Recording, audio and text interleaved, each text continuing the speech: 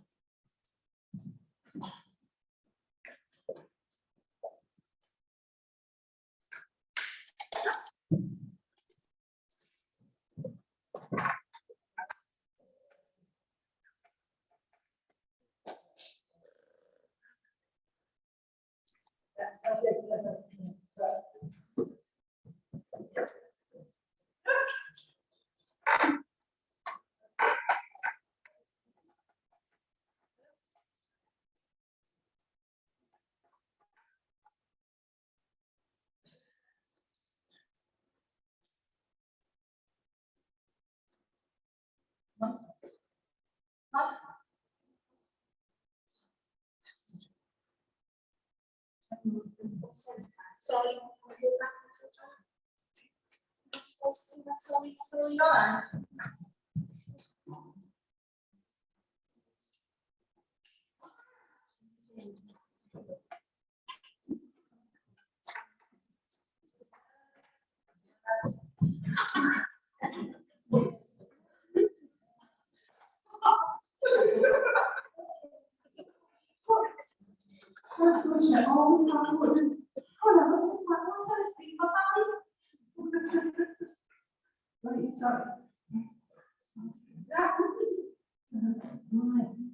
I'm going to declare Ash herself the focus on our Macmillan Cancer care. She's been involved for quite a while and she will share this discussion. So there's a few rules, once you see the presentation, hold your question. I know you've all been quite excited, but we'll ask you to come and sit down. So sit down and actually please sign your question, and then when you go back to your chair, she will then respond to any questions that have been asked, just so she doesn't have to repeat everything. Okay? Good point, Mom. Just that's good. If you actually come down and sit and ask a question, because we'll be able to see what your question is. I'll read it. Joanne will read it to let the audience know what's the questions that we have. Right, okay. We'll need to start over to Claire.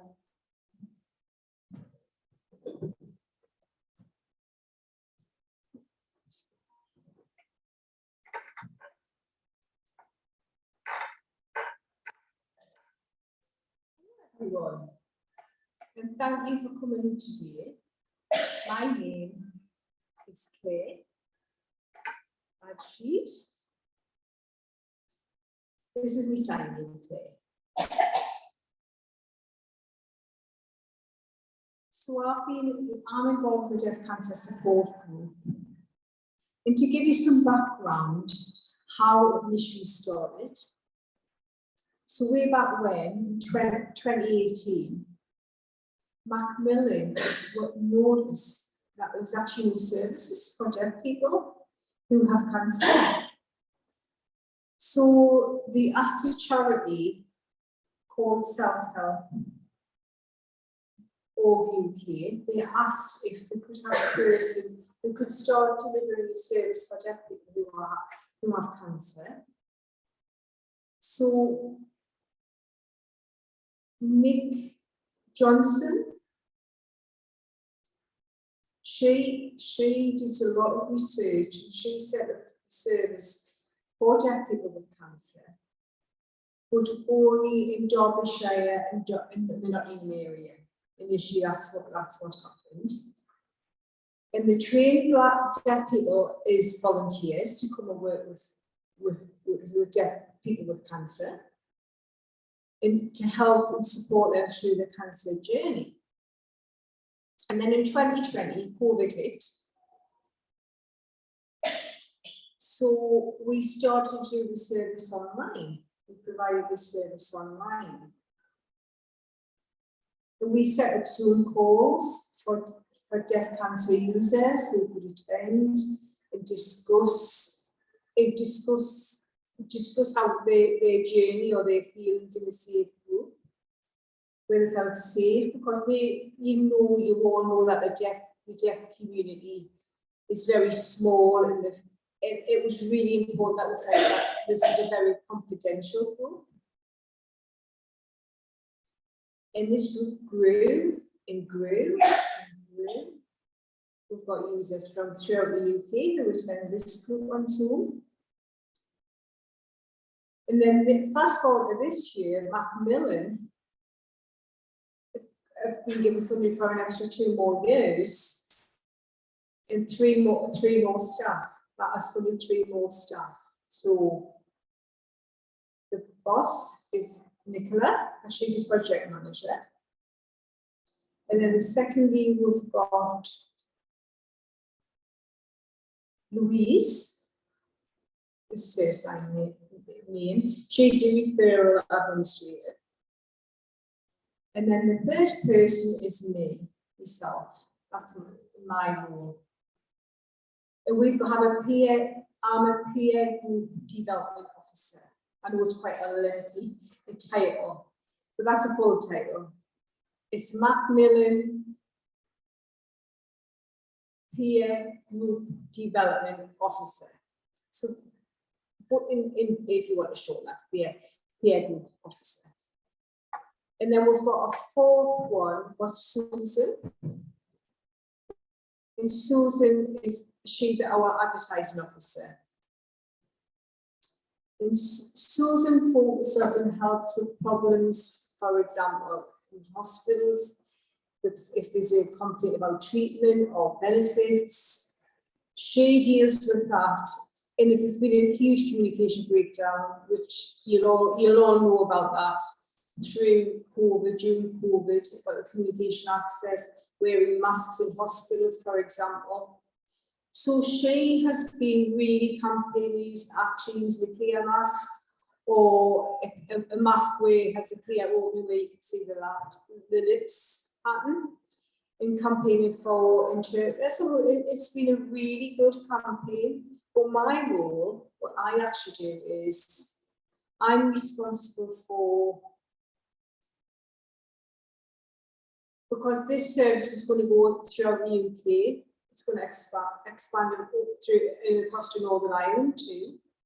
So we're setting up a lot of volunteer groups in your area with training and trained volunteers to support deaf people who have cancer or have issues with cancer, for example, accessing information, signposting, where they feel that their journey is, they're getting the information, because it's tough anyway having cancer. It's a really tough journey, trying to understand the treatment, having to take time off work, all of those things. So we're here to support the person and to try to make it an easier journey and to cope with the cancer in an easier way. Plus also we deliver information, because quite often you get reams and reams of English text about your cancer, and it's really difficult for a deaf person to access that. So we translate, this is what means that. But to be clear, we can't translate anything medical. We can't do that. Or to give any advice, any medical advice. That they need to be signposted either to doctors or nurses who are trained to do that. We can clarify what things say, or maybe look at the jargon and try to put that jargon in the British Sign Language where it's understandable for the deaf person. So the service as a whole, we provide emotional support, one-to-one, remotely, do that remotely. Because we haven't got enough volunteers at the moment to do any face-to-face. It's still in a very much development stage, but we can support you remotely one-to-one. We do groups, group chats over Zoom. And sometimes we will bring in speakers to talk about nutrition, finance, yoga, meditation, anything related to health and its association with cancer. Conferences we have, but that's what we're planning in the future. And also occasionally we'll have face-to-face events where people come together and talk, play games. And at the moment, every 2 weeks over Zoom, on a Wednesday and a Thursday. So the Thursday is more elderly people will do games. We'll have a games night and we'll play Uno Flip. I don't know if you've heard of that before. I don't know if you've heard that game, but it's really good fun and it's a good diversion from going through cancer. But have a really good laugh, have good fun. And then on a Wednesday, usually daytime from 11 to 1, it's an open chat, we just talk. But we need to grow our service first. We ask information, we explain our rules. That's really important that we do the rules. We've got 4 rules. The first one is confidentiality. Respect is the second one. The third rule is safeguarding, just because sometimes we may think that this person is really not well and they need to go to see their GP. Now our team will look at that and support this person. And then the fourth one is giving immediate permission. So that's what we do now at our group, our Deaf Cancer group. The advocacy officer, they focus primarily on sorting out communication problems in the hospital, with hospitals, transport, finance, benefits. What they can't do is, like, they can't do pension, they've got retirement. We can support with PIP, council tax, because your council tax can be reduced if you have cancer. So the referral, the administrator, they focus on that. They're the first point of contact.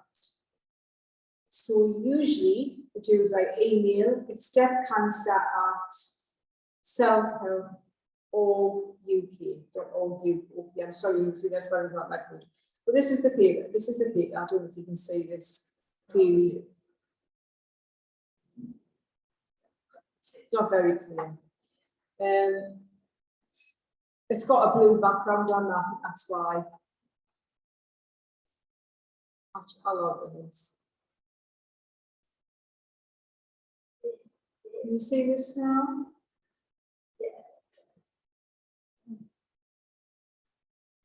Yeah.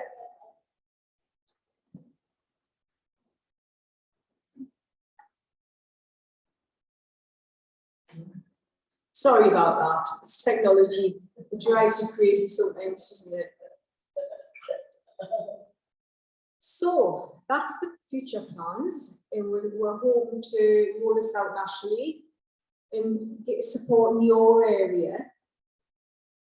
And we're really trying to get some deaf people who would like to be involved in this and become volunteers, or, you know, if you've had cancer in the past, or you're going through cancer now, if you'd like to be involved, plus your carers. You know, your carers may need support, and they can also be involved in our service. At the moment, we've got a women's group, and we'll have a men's, but that's slowly going. I know some men find it really difficult to express how they feel, but we really need to encourage that, to share information, to support them. But the groups are expanding. We've got different characters. We talk about anything and everything, really. But I have to say, the biggest number with cancer is predominantly breast cancer, people who have breast cancer. We do have other cancers, like lung cancer, womb cancer, bowel cancer, one with brain cancer, tongue and throat cancer, so cancers throughout the body.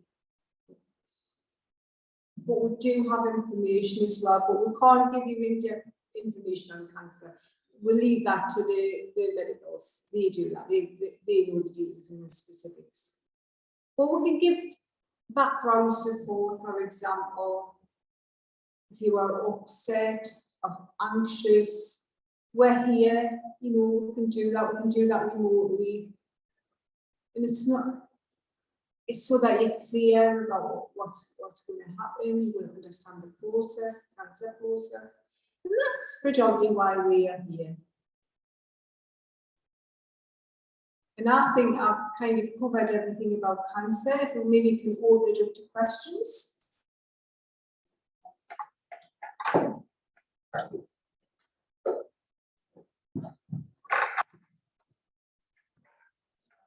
Thanks, everyone.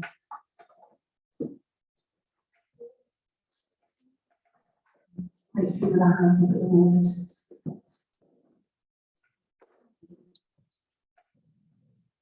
I'll ask some questions. Sorry, because everyone's put their hand at the same time and I don't want to first.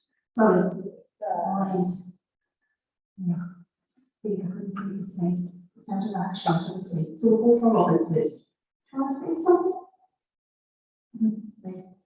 If you'll come down first. I'm actually trying to read in the corner. See through. So it's strictly come out here.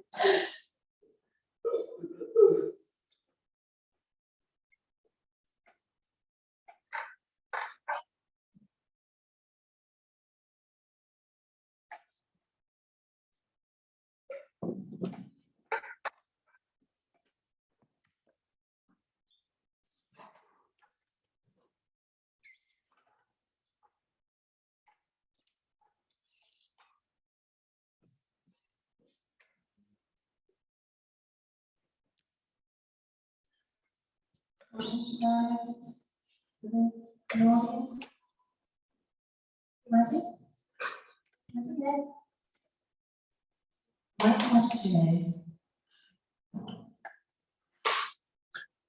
I have cancer at present. It's second time for breast cancer. Secondary to breast cancer, sorry. Before I had support and help with benefits for gas and my electricity. Why has it stopped? Why is that stopped?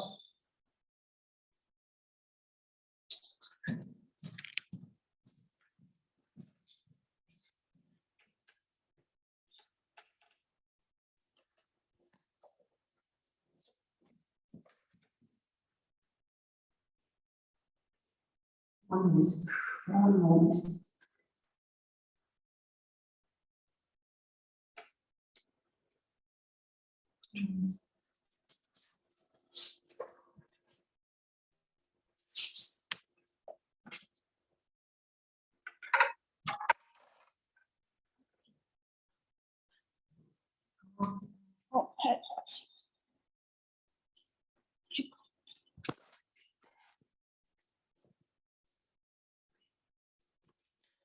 Some confusion at the moment. Yes. In response to your question,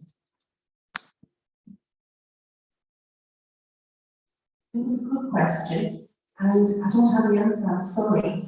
I'm unsure what's actually happened. I think specifically regarding your budget, I think you need to ask Macmillan welfare officer for some more information from your area. We are more generic, so specifically I would ask directly to your Macmillan welfare officer. How do I volunteer?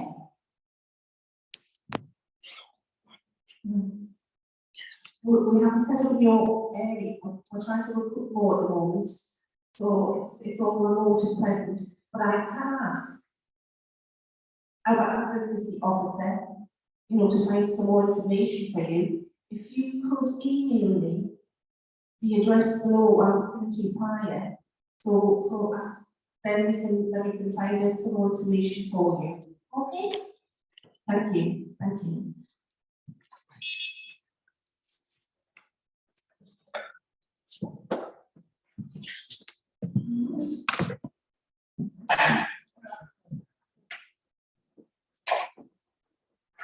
Robin, you'd like to come forward.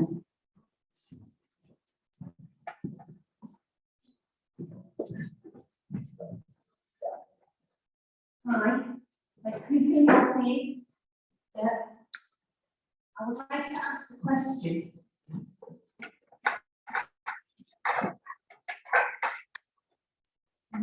Really, unseen problem. So I really appreciate you setting up the information to disseminate to the deaf community. Many deaf community don't know, these things do happen. To raise awareness, publicise information, share, get it out there. Because I see some deaf people suffering with cancer. There is no information. They're informed of nothing. It's like a water for them. And I think cancer is really, it's a dread for them. It did affect our family, so it's important that we spread that information on Facebook. We could put information through remotely on Zoom. We could share information.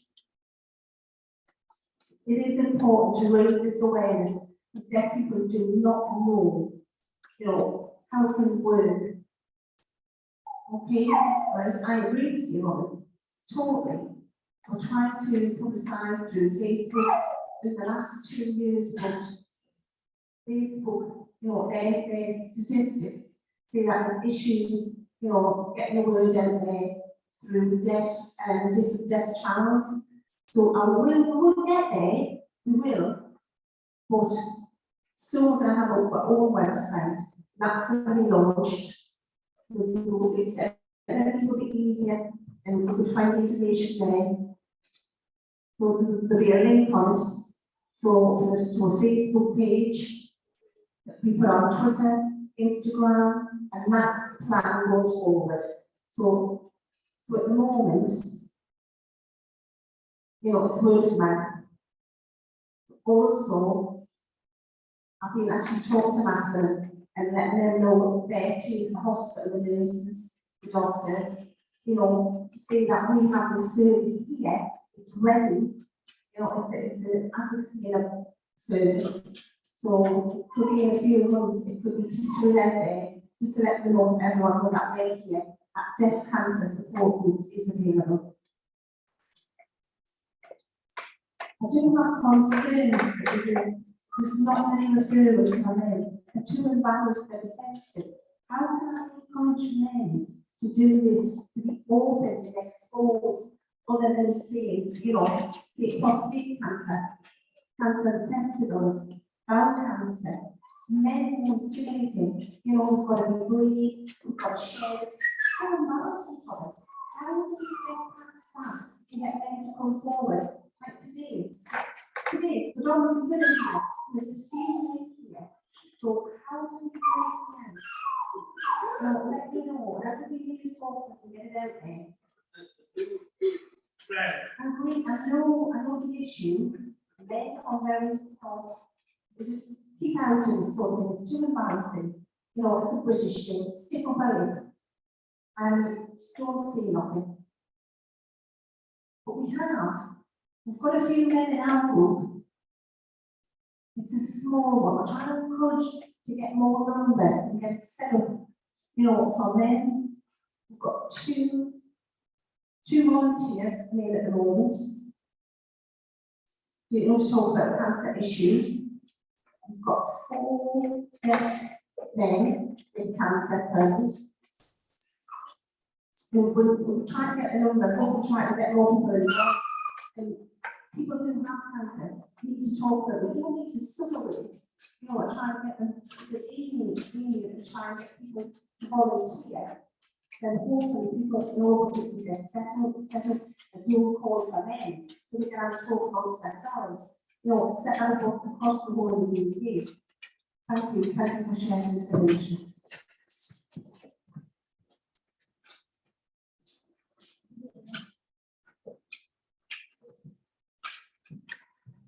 Anyone else? More issues. Anyone else would like to go? Yeah, would you like to speak then? Yeah, just come forward. Maybe that's all earlier.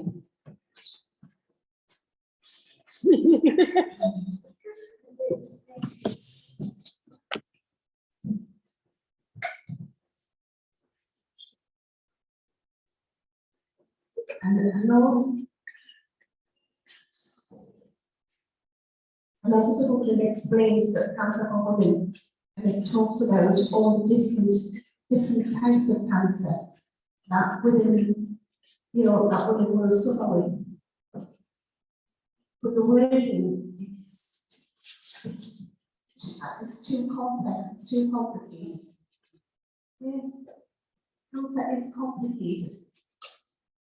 There's various different types of cancer. But one doesn't cover all. So, for that, someone what cancer they have, isn't the information on that specific cancer, which is specific to them. But generically, it would be quite hard at the moment. At the moment, through campaigning, there's a lot of news. We're talking about bowel cancer, breast cancer, cancer of the testicles, information, but there's other cancers too. There's very few, but not a lot of them campaigning about those. We need to have an awareness of all different types of cancer. And it's on our list, it's on our plan to have this on the new website. So keep an eye going forward, keep an eye on it. On Facebook, we have two groups.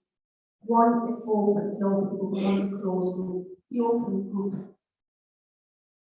the plan is for that is to get as much information on there as we can about cancer in general, but we can't put information at a higher level and talk more in depth what the symptoms are. But the other group, which is a closed group, and it's for members. And that's more of a support group. The open group is for a bigger audience. I've been trying to read, to put it like it means a read formula. Could you help? The aim for us is to do that, to make it easier and have it in silent plus an easy read. At the moment, we're just setting up the website, so we're trying to match what deaf people want, what their needs are, just so that they can get the information right, it's changed to a better format, and they can understand the words and the jargon to make it easier, and so people can get an understanding of their condition. That's our plan going forward, anyway. Thank you.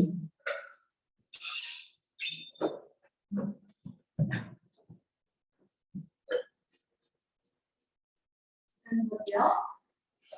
Rachel, anybody understand me? Yeah, Rachel first.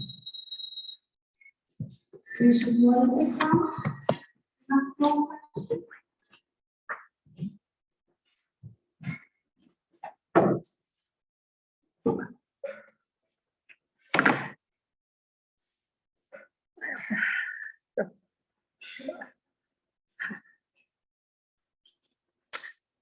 I just wanted to come just to make sure you said not in Derby, in the whole is getting Macmillan Cancer for the UK. But for example, I'm from Newcastle. One of my friends has got cancer, breast cancer, and she frequently contacts me, and it's about where I'm on the frozen. Oh, cool. Yeah, you're all right now. You just go back a little bit. So I've got a friend who's got breast cancer. last year, you know, from so quickly, which is what very worried. This time frequently, and I don't think I'm the right person. And you mentioned that you know you set up your service. So how would she contact you? Via email. The problem is a lot of deaf people don't have the internet. They're not all familiar with technology. I'm not. I'm certainly not familiar with technology. We've got to have text as well. We do have a text number. But this is all new to me.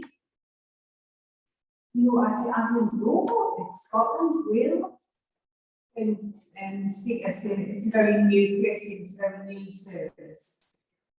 So you can contact you and text you.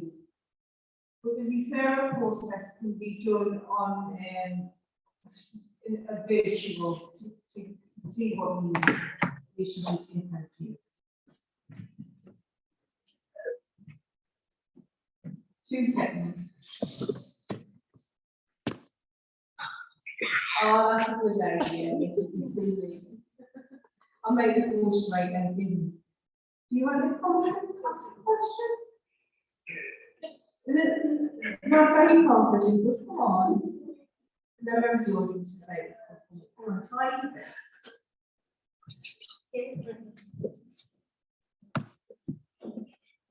I just need quite a minute. But I will try. So my name is Jean. And this is on behalf of my friend Hammond. She died last year. It makes me feel quite emotional. She had bowel cancer. And she went to emergency appointment. She was actually sent to hospital in Holland. At the time, there was no chair present. So she got a hearing daughter who didn't necessarily sign therapy, but she was in hospital. Morgan was in hospital for 5 or 6 days. I had no issue at all. And Morgan said to me, can you please, I need you to sign on. And I felt really guilty about about having, about not being able to sign in it. Is it really thing? Is that am I right? I'm not correct. In hospital and no time sign. And she told them off. She really spoke up. She had a really big operation. It was successful initially, but then she had the operation in December and she went home on Christmas Day, 27th, and then she returned back to hospital. In January, February time, and said the cancer was still there. And it had spread, and there was nothing we could do. And then Macmillan is a North Carolina, very supportive. But they didn't provide this, they used a daughter. Places is a very common issue. The best thing to do is approach paths, and I thought about that, said Jean. She would have probably thought about that. But that's usually the paths, usually the first point of contact when you talk about a health service. So it's paths, if you're not getting no approval with paths, your third option, you can go both of them with C clinical commissioning groups, CCGs. So they are both paths, and the bosses, if you like, is the NHS, and it's about contacting them to improve services, to book interpreters, or to do it remotely. Sign video or sign line, whatever service, and that's a problem. Using that is a problem. But do you have that in hospital? Using I don't know anything about that. But hospitals have computers, and they can download this software, but it still continues to be a problem.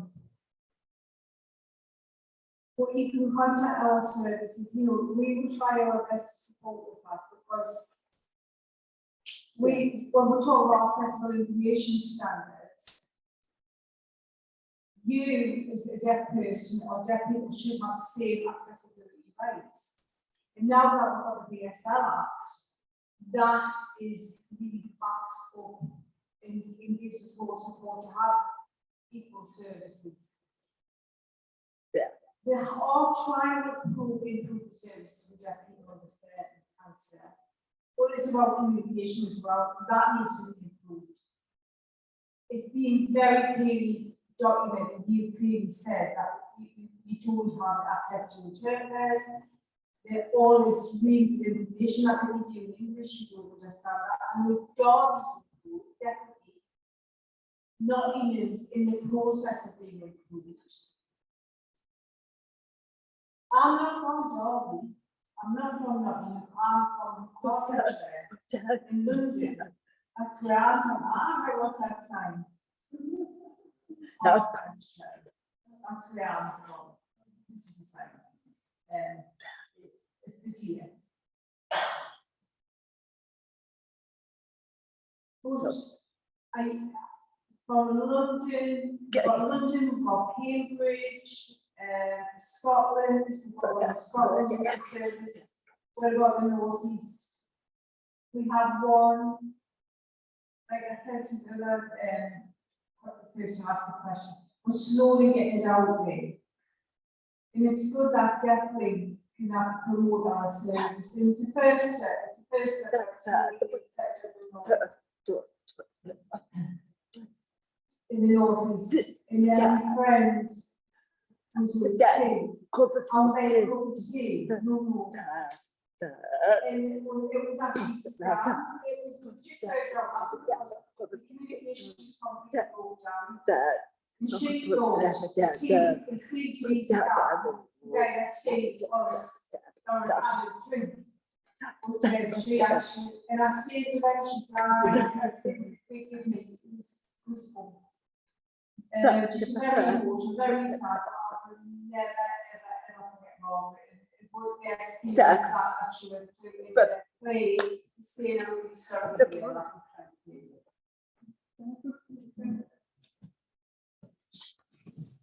well done, Mrs. Morley. You did very well. Anybody else got any questions that they'd like to ask me? Robin has a question, and then I will wait at the end. This morning, I have to ask a question.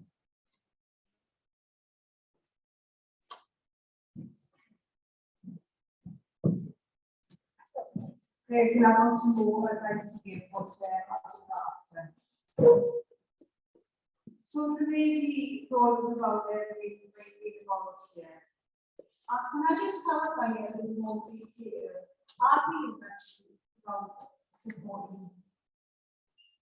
How long is it taking to train? Do you have to travel? If you are interested in becoming a volunteer on it, you have to go through an ABS check, first of all, this check.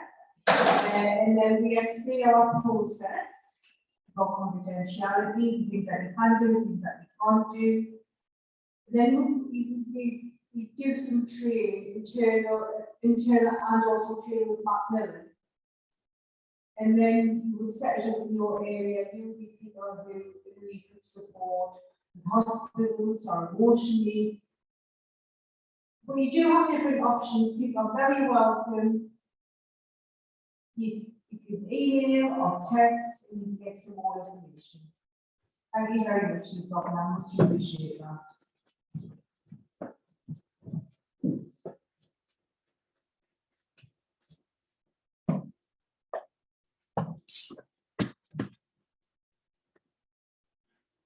Just so you know, I'm going to ask some questions, and once I've got a response, then that'll be finished the meeting. I'm sorry you're all very keen to get this information. Can I ask you a question? I've got two questions actually. The first thing is about cancer. in publicity and getting that information out there, and deaf people miss out on that information. But there's one thing I'm concerned about, it is a gap, because when you're told about cancer, diagnosed with cancer, a lot of times people think that before they die, it's only natural. So that's the first thing, how can you reassure them? And then the second thing is stage 5, stage 4, stage 3. I think we need a visual logo, a little bit like traffic lights, like amber, you can get some treatment, a red traffic light, would you try your best to, how would you work that? And also when I have chemotherapy treatment, another for hours and hours and hours, you have volunteer group that can go along with the person, people come you while I get treatment, talk about the weather, whatever. Because the young people can be magazine, they can talk, chat onto the other patients.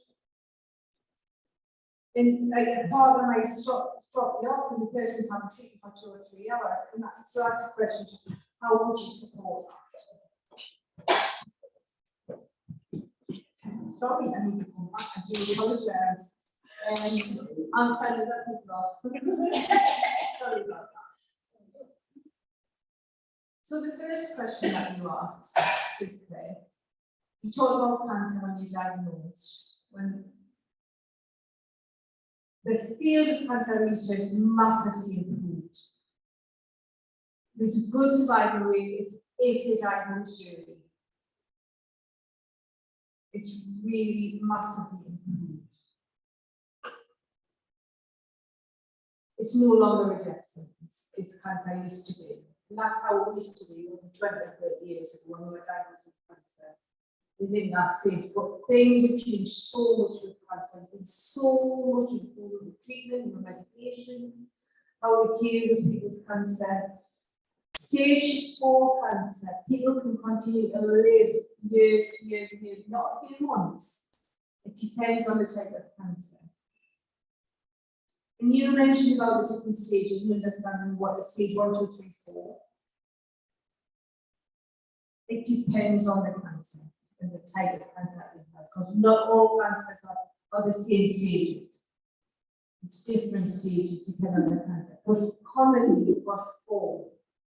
Stage 1, you can be tracked, and that's it. Stage 2, you need a little bit more treatment, or you need surgery, radiotherapy, or chemotherapy.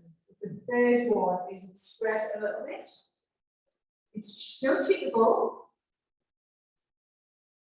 but it's you may need chemotherapy for a longer period of time. Stage 4, it's spread everywhere. Now with that one, it depends on the type of cancer you have. For some type of cancer, you can live a long life of medication, treatment, and when you've got it under control, it's kept under control. Whereas previously you would have maybe died from that cancer. But I'm aware that breast cancer, there's a lot of people living with stage 4 breast cancer. Without medication, just for treatment, just for years and years and years. But there's some cancers are really very difficult to treat. For example, pancreatic cancer. That's a really difficult cancer to treat. But like I said, it depends on the type of cancer. And the second one is, you mentioned, remind me about your question. What was the second question? So when you're in hospital having chemotherapy, oh yeah. So the COVID rules are now starting to relax, so we are allowed to accompany people in the hospital, just to make it clear that the deaf person that needs support, we're very, very strict, but they're starting to relax the rules now with regard to COVID. So chemotherapy you're right, it can take a long time. And I do understand, you maybe want somebody who could be signed in the field. And I am aware that sometimes when you have chemotherapy, you have side effects, you're very dizzy. It depends on your treatment. But just to let you know, I'm a cancer survivor myself, is Claire. I had stage 3 bowel cancer in 2019, and I finished my treatment. But I am still under the 5-year check, where I have to be checked for 5 years to make sure that it doesn't return. So I can empathize with people who've got cancer. You're a very good role model this morning. So I do understand where people are coming from, because I've been there. Oh, Maureen, thank you so much. Thank you for your time. I think we'll have to bring this meeting to a close now. Is everybody finished? And everybody is saying thank you. Can I just add one more thing? I just have a little bit more information for everybody. Just to let you know, all our team are dead. In all these sign language, or you can, you can use email or a text number, or go onto the website, just to let you know that we are all dead. Thank you so much for your time this morning. You're very, very, very welcome. So we're bringing the meeting to a close. Before we do, we've got the evaluation forms, if you don't mind, that is completely, but thank you so much, Craig. Thank you. Take care. Thank you. No problem at all.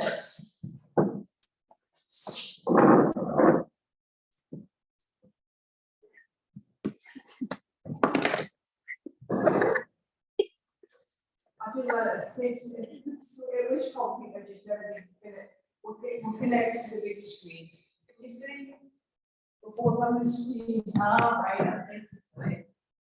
So, what finish. Just hurry up with the evaluation forms, please. Try to see if I can find the time and the information is really valuable. Very useful information. The early mention of forcing shows behind. Email me with that, and that means that, and also the text number, I'll let you know the text number, I'll give that to everybody, everyone's here today. No problem at all, thank you so much, and have a lovely weekend. You too. Bye-bye.